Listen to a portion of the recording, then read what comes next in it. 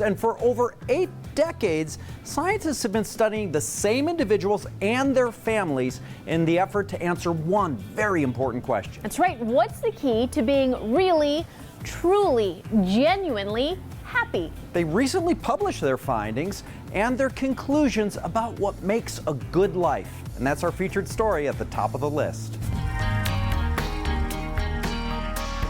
The secret to unlocking the good life does exist, and the world's longest scientific study of happiness might just hold the key. One of the neat things when you study a group of people this large, over 700 people across 85 years of their life, is you begin to see some patterns in what may lead some people to thrive and do well and some people to struggle in their lives. Dr. Mark Schultz is the Associate Director of the Harvard Study of Adult Development. It's a remarkable study that began in the 1930s, and it followed initially 724 individuals from very different walks of life. So almost 2/3 of the sample were inner city kids growing up in some of Boston's poorest neighborhoods. Most of them were children of immigrants. And then just literally down the block across another part of Boston were students at Harvard University. That was about 1/3 of the sample that were facing a very different set of prospects in life.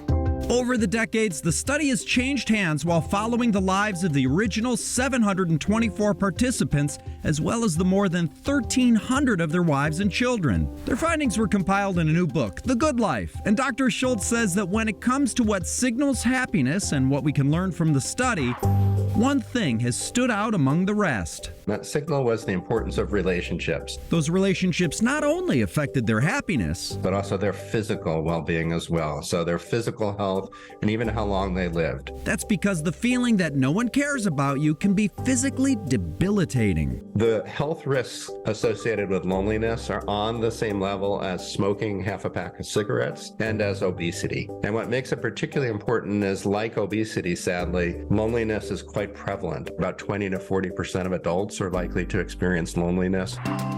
Now let's look at the types of relationships that really matter. These are relationships early in life, relationships that people have throughout periods of their adult life, their friendships, their close partners. And if you're wondering if you have to have a significant other, and a partner's great, that can be a wonderful thing. It can also be a challenging thing for some people. But relationships of all kinds provide connections that are important to keep us thriving.